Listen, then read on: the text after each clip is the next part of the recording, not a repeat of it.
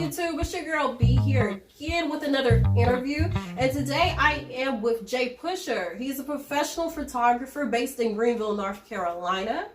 So tell me, what actually sparked your interest in photography from the beginning? What sparked my interest in photography was, I don't know, it just kind of happened. When I got like my second phone, I got an LG MV3. And I still love the camera on that phone. And I used to just run around and take pictures of nature until about high school. My friend had a camera and he was really big on Facebook. And he kind of was just like, hey, can you take pictures of me? And it kind of like became like an all the time thing. And so I took a lot of pictures of him until I started getting like recognition from brands out in Jamaica that were clothing brands that started asking us to. They would send us free clothes in order for us to like generate like content for them to post on their website, Facebook, social media, stuff like that. Oh, that's actually pretty dope, especially from Jamaica. Clothing from Jamaica. Yeah, his family's based in Jamaica, and we have like friends in Jamaica. So. Oh wow. Yeah. So it's pretty dope that you saw the potential just in using a camera from a phone, you know. You turned it into something amazing that actually helped your friend brand himself and grow his content. So I see why you continue to develop your skills with this actually. So what type of camera do you use now? Now I use a Nikon D750. A Nikon D750? Do you have it here with you to show us? Yes, I do. Okay. Tell us why you chose the Nikon. What was it, D750? D750. Why I chose this one specifically? Right. I chose this one specifically because at the time when I was looking for cameras, this was one of the newer cameras that came out. And I really liked the features that came with it. I think in its price range, it was like the best value. Just because of like, one thing I really wanted in my next camera, or like what I really wanted in the camera was for it to shoot full frame. And this was like the cheapest full frame that I think had like the best features as far as shooting video. Okay. Stuff like that. For people who may not know or understand camera jargon here, what exactly is full frame? So essentially the sensor that captures the picture on the camera, the portion of the sensor that's used essentially determines what kind of camera you have. So there's crop sensor and then there's like use the full sensor. So when you use the full sensor, it's almost like the space that you're capturing the picture on the sensor is kind of bigger, if that makes sense. Perfect. It's makes simple, sense. You know, if I would have had that feature when I was sitting up here trying to get the camera, you know, right here, over here struggling to get it perfect for the scenery, you know, it would have went by a whole lot quicker. You know? Are there any photographers that you actually look up to? Yeah, definitely. My friend out in New York, he goes by the name Stefan Trotman, or Mr. Shale on Instagram. He's definitely my favorite photographer, just because I love the way that he edits his pictures and like he shoots digital, but he emulates like film and an analog look. And I really love the way that he like uses colors and like grain, like I don't know how to explain it.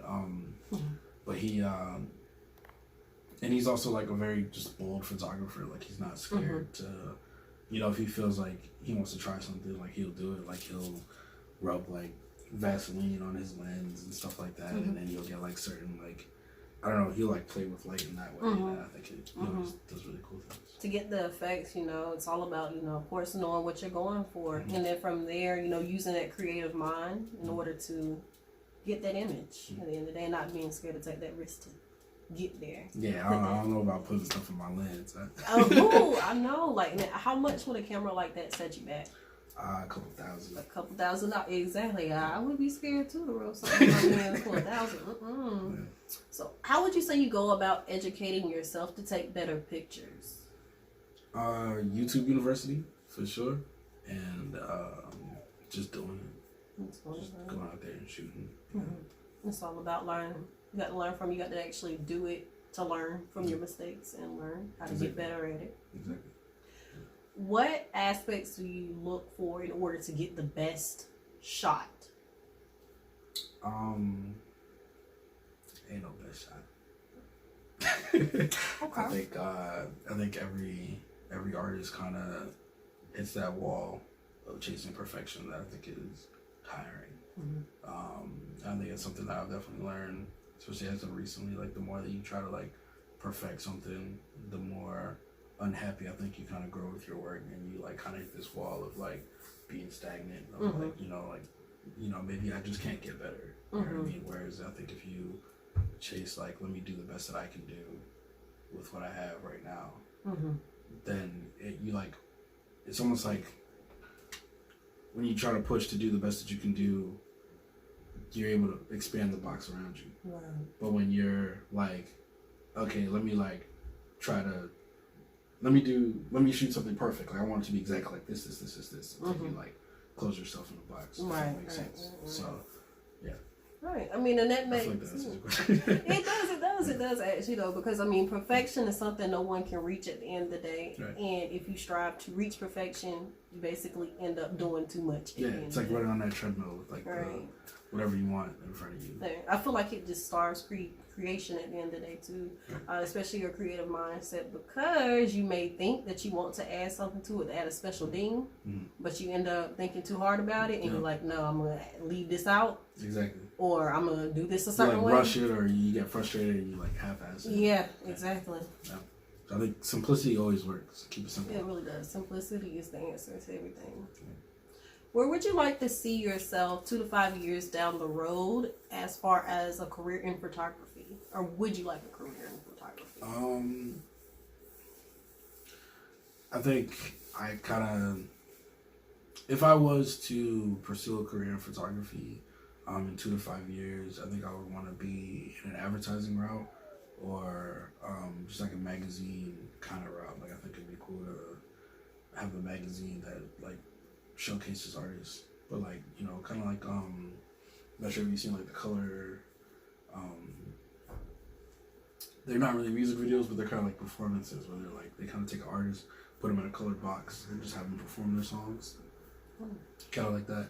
I think that would be cool to like have a magazine that like interviews artists that, but like the photography is like in a interesting way that I think shows each artist. Like, so when you look at the page, you kind of see the artist from a visual representation as you're reading to like get to know them. Or I think hopping into advertising like fashion, but not like high fashion, but like just kind of like more urban fashion, or even if it's like jeans or something like that. I think just finding creative ways to like kind of take pictures, and like, I don't know, I'm really interested in that idea of like enticing somebody to want something through photography. Yeah, so I think if either advertising or like kind of like magazine, I think would be cool. Okay, great. I definitely see that. See, you got that business mindset behind it. I know we were talking about a little bit before we began recording. You said that you are management now. Okay, great. So I can see how you can combine the two, especially with your experience in photography and your education with marketing here. Combining the two, you could be an amazing powerhouse at the end of the day. Because advertising definitely runs the world here. Exactly. Advertising is everywhere. You can't go anywhere without seeing an ad for something, So if you, gather your skills that you need for it, you have one. Right. Do you have any advice for people that are getting into the photography field or would like to and they don't know where to start? Biggest advice I can give anybody, I think, chasing anything, is don't stop. I think every artist at some point hits that like, damn, I don't want to do this anymore. I should quit and just do this other thing that I feel like I'm supposed to be doing. You know what I mean? So I feel like don't quit is the best advice I think anybody can ever give you, but it's something that you have to kind of find in yourself to like want to keep going. You know what I mean? But as far as like technical skills with photography, I think networking is the biggest tool that you can use. Even just like surround yourself with people that will help you grow, but that you can also help grow. Like if you guys continue, you're helping each other grow, whether that's like constantly going out and practicing, or putting your money together to try to get gear and like build something, or start something locally to like kind of like create a culture towards the things that you're trying to do. I think that's a very valuable thing. But even just like, going out, like if you get an opportunity to, go do something in like a local town that's maybe like an hour away or 3 hours away, something like that. Like kind of bringing people that have like-minded individuals along with you. You're able to accomplish more, but you're also able to grow each other as well. And I think third thing is always like be a student to what you're trying to do. Constantly try to learn as much as you can about what you're trying to do. So for me, with photography is like trying to learn my camera inside out, like trying to learn as many features as possible. Like, because the more that you know about what you have, the more that you're able to. When somebody comes with an idea, like, hey, are you able to do something like this, and you're like, well, I know that I can do this. You know what I mean? It kind of like, know your limits, know your boundaries. But it also like helps you knowing where your limits and boundaries and what you're capable of doing also allows you to push past that. Like, I think an important part of growth is like living outside of your comfort zone. Like, you don't always ever want to feel like you're doing the same thing over and over. Right. So I think continuing to push yourself out of your comfort zone, try to learn something new that you might not even like, but you might learn something from it that I think will be valuable to you. So I think those 4 things. Right, you spoke so many truths there. Right. Especially with expanding your mindset, you have to get out of your comfort zone in order to do that, in order to reach, a certain level of growth that you are striving to reach. It's definitely about your network and not your net worth at the end of the day. That's what I'm about here, also with my YouTube channel, with me doing my interviews, it's about me connecting with other people who actually can bring some sort of inspiration to our community, of course, And when I say our community, I'm not even just speaking of people of the African descent, people who have brown skin, black skin, beautiful melanated skin. I'm speaking of people who are true creatives at heart, who actually want to make a living off of their craft. I'm speaking of people who are passionate about being able to make their own and claim it, and just understanding that there's a different mindset to how this world works, all of that, and it's amazing when you meet other people who, have that, you can see that, when you meet other people like that, it's real. Energy is real too. So that brings me to the end of this interview. I definitely would like to thank JayPusher here for coming, and having this interview with me. No problem. Thank you for having me. Oh, of course. No problem.